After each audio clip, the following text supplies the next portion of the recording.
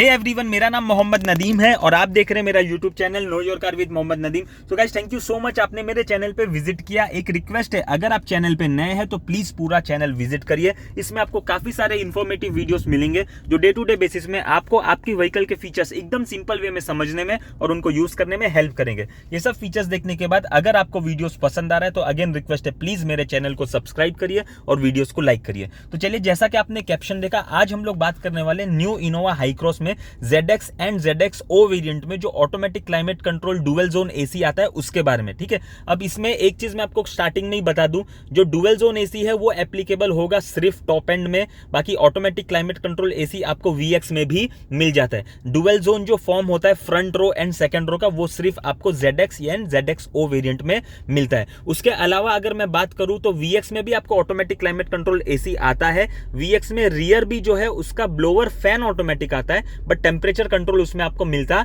नहीं है। तो जब मैं पीछे जाऊंगा तो VX किस तरीके से डिफरेंट है ZX से वो भी मैं आपको बता दूंगा, और अभी फ्रंट में मैं आपको बता दूंगा डुअल जोन एसी और ऑटोमेटिक क्लाइमेट कंट्रोल एसी काम कैसा करता है। तो चलिए वीडियो को स्टार्ट करते हैं। तो मैं आपको स्टार्टिंग से पूरी हर एक चीज डिटेल में बता दूंगा, कहां आपको कौन सा टेम्परेचर दिख रहा है। तो अगर हम लोग लेफ्ट से राइट में जाएंगे तो सबसे पहले बता दूं, यहां पे जो आपको कंट्रोल दिख रहा है, ये सीट पे फैन बना हुआ है, ये लेफ्ट साइड के सीट के वेंटिलेशन का स्विच है। ये कैसे काम करता है मैं आपको एंड में बताता हूं। अब इस तरफ अगर आप आएंगे, यहाँ पे एक छोटा फैन बना है, यहाँ पे एक बड़ा फैन बना है। तो अगर इसको आप प्रेस करेंगे, आप देख सकते हैं कैसे फैन की स्पीड बढ़ रही है। अब अगर आपको रियर का फैन का स्पीड कंट्रोल करना है तो आपको इसे रियर के ऊपर लेके आना है, और यहाँ से आप देख सकते हैं कि आप रियर के भी फैन की स्पीड कम ज्यादा फ्रंट से ही कर सकते हैं। ठीक है, अब और आगे अगर आप आएंगे तो यहाँ पे आप देख सकते हैं आपको कहाँ पे एयर का फ्लो चाहिए। अभी फिलहाल यहाँ पे देख सकते हैं फेस पे भी है, लेग्स पे भी है, अभी सिर्फ लेग्स पे है। अभी ये अगर आप देखेंगे तो फ्रंट का जो डीफ्रॉस्टर होता है, डीफॉगर, वो ऑन हो जाता है, और अब वापस से जो एसी का वेंट है उसका जो फ्लो है वो फेस के ऊपर आ गया। अभी जो सेंटर वाला पोर्शन दिख रहा है, यहाँ पे आपको रियर का टेम्परेचर दिख रहा है जो 19.5 है फिलहाल, और उसके फैन की स्पीड 1 पे है। अब इसके आगे अगर आप देखेंगे, यहाँ पे आपको दिख रहा है 22.5 डिग्री जो फ्रंट रो का सीट का टेम्परेचर है। अब ये जो ब्लू वाला स्विच है, इससे आप देख सकते हैं टेम्परेचर कम हो रहा है, रेड वाले से टेम्परेचर बढ़ रहा है। ये मैंने फ्रंट का किया। अब अगर आपको रियर का करना है तो रियर पे एक बार प्रेस कर देना है। जब ये रियर पे आ जाएगा, मतलब ये जो आप ब्रैकेट देख रहे हैं, तो इससे आप रियर का भी टेम्परेचर कंट्रोल कर सकते हैं, जो फिलहाल मैंने 18 डिग्री कर दिया। अगर मुझे बढ़ाना है तो रेड वाला स्विच प्रेस करके मैं रियर का भी टेम्परेचर बढ़ा सकता हूँ। अब वापस से पूरे कंसोल में दोनों कंट्रोल आपको चाहिए तो रियर वाला बटन एक बार प्रेस कर देना है। अब आप देख सकते हैं कि फ्रंट का भी टेम्परेचर यहाँ पे आपको दिखने लग गया। तो जब फ्रंट का टेम्परेचर दिख रहा है वो टाइम आप कोई भी बटन यूज करो, फ्रंट का ही चीजें कंट्रोल होगा। जैसे मैं फैन प्रेस कर रहा हूं तो फ्रंट का होगा, ठीक है, या मैं टेम्परेचर प्रेस कर रहा हूं तो फ्रंट का होगा। अगर आपको रियर का कंट्रोल करना है तो आपको ये रियर वाला बटन प्रेस करना है। ये दोनों साइड का आपको जो टेम्परेचर था फ्रंट का और जो फैन स्पीड था फ्रंट का, वो चले जाएगा, और फिर उसके बाद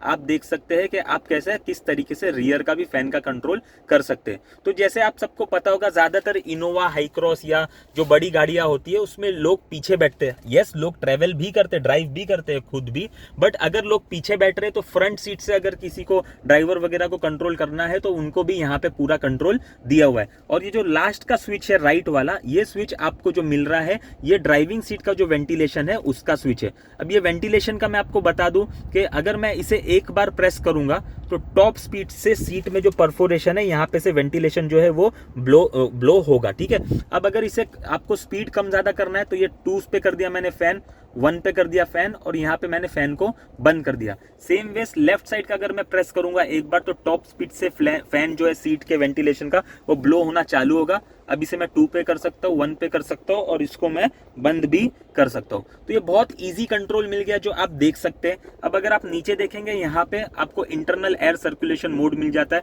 फ्रंट का डीफ्रॉस्टर का डायरेक्ट बटन दिया हुआ है, रियर डीफॉगर का डायरेक्ट बटन दिया हुआ है, और यहाँ पे से आप एसी ऑफ कर सकते हैं, और ये ऑटोमेटिक क्लाइमेट कंट्रोल एसी का बटन है। तो फ्रंट का एसी का ज्यादातर चीजें मैंने आपको बता दी, इनफैक्ट सभी चीजें मैंने आपको बता दी। सो होप फ्रंट एकदम क्लियर है किस तरीके से आप फ्रंट का एसी कंट्रोल कर सकते हैं और किस तरीके से आप रियर का एसी कंट्रोल कर सकते हैं। अब चलिए पीछे चलते हैं और पीछे भी देख लेते हैं एसी के क्या क्या कंट्रोल्स यहाँ पे दिए हुए हैं, और रियर का कंट्रोल्स VX से किस तरीके से डिफरेंट है वो भी हम लोग देख सकते हैं। सो मैं यहाँ पे रियर में आ गया हूँ और फ्रंट ड्राइविंग सीट और को ड्राइविंग सीट के बीच में आप देख सकते हैं AC का कंट्रोल दिया हुआ है। अब अगर आप देखेंगे फ्रंट में मैंने दिखाया था या सेट किया था, रियर का जो टेम्परेचर था वो 20 था। अब आप रियर में भी आएंगे तो रियर का टेम्परेचर यहाँ पे भी आपको 20 दिखा रहा है और फैन का स्पीड भी जैसा फ्रंट में 1 मैंने रखा था रियर के लिए, वो फ्रंट का भी आपको रियर दिख रहा है। तो फ्रंट से आप रियर का कंट्रोल तो कर सकते हैं बट रियर से फ्रंट का कंट्रोल नहीं कर सकते। तो रियर में आपको इंडिविजुअल कंट्रोल दिया हुआ है। तो अगर आपको फैन का स्पीड बढ़ाना है, ये बड़े वाले फैन को प्रेस करना है, आप देख सकते हैं फैन का स्पीड बढ़ गया। कम करना है तो छोटे वाले मतलब जो फैन का इधर पे आइकन दिया है उसे प्रेस करना है, स्पीड कम हो जाएगा। टेम्परेचर कम ज्यादा करने के लिए ब्लू आप अगर दबाएंगे टेम्परेचर कम होगा, रेड दबाएंगे तो टेम्परेचर बढ़ जाएगा। और अगर आपको ऑटो पे रखना है तो सिंपली यहाँ पे ऑटो प्रेस कर देना है और एसी अपने आप एम्बिएंट टेम्परेचर के हिसाब से काम करेगा। अब एक चीज और आपको मैं बता दूं, यहाँ पे एक जो स्विच दिख रहा है ये स्विच का एसी से कुछ लेना देना नहीं है, ये एम्बिएंट लाइटिंग का स्विच है। एम्बिएंट लाइटिंग का मैं एक अलग से वीडियो कवर कर लूंगा। अब अगर आप यहाँ पे VX वेरिएंट की बात करेंगे तो AC as it is same दिखेगा आपको, सिर्फ यहाँ पे जो टेम्परेचर का कंट्रोल वाला स्विच है, VX में आपको टेम्परेचर कंट्रोल का स्विच नहीं आएगा। VX में आपको सिर्फ ब्लोअर फैन का कंट्रोल स्विच आएगा और ब्लोअर फैन वहां पे ऑटोमेटिक है। तो आपको सिर्फ अगर ऑटो प्रेस करेंगे, गर्मी ज्यादा होगी तो हाई स्पीड में फैन ब्लो होगा और अपने आप जहाँ का जो टेम्परेचर है उसको मेंटेन करेगा। बट VX में इस तरीके से आप टेम्परेचर कंट्रोल नहीं कर पाओगे, फैन के स्पीड को कंट्रोल कर पाओगे। VX वेरिएंट में जो फ्रंट रो का टेम्परेचर है वही सेकंड रो का भी टेम्परेचर होगा। But ZX and ZXO variant में इंडिविजुअल कंट्रोल दिया हुआ है टेम्परेचर का भी। डुअल जोन AC ये फॉर्म कैसा करता है, जो फ्रंट वाला रो है इसका एक जोन है, वहां पे आप अपना अलग टेम्परेचर सेट कर सकते हो और ये जो सेकंड वाला रो है, सेकंड रो का अलग एक जोन है, यहाँ पे आप यहाँ के लिए अलग से एक्सक्लूसिवली टेम्परेचर जो है वो मेंटेन कर सकते हो। सो होप ये वीडियो क्लियर है, मैंने काफी चीजें इसमें बताई है और होप आपको सारी चीजें समझ में भी आ गई। अगर इसमें कुछ भी आपको डाउट है आप प्लीज कमेंट करिए, डेफिनेटली उसका भी मैं क्वेरी आपको आंसर कर दूंगा। होप आपको वीडियो समझ में आई हो। Thank you so much.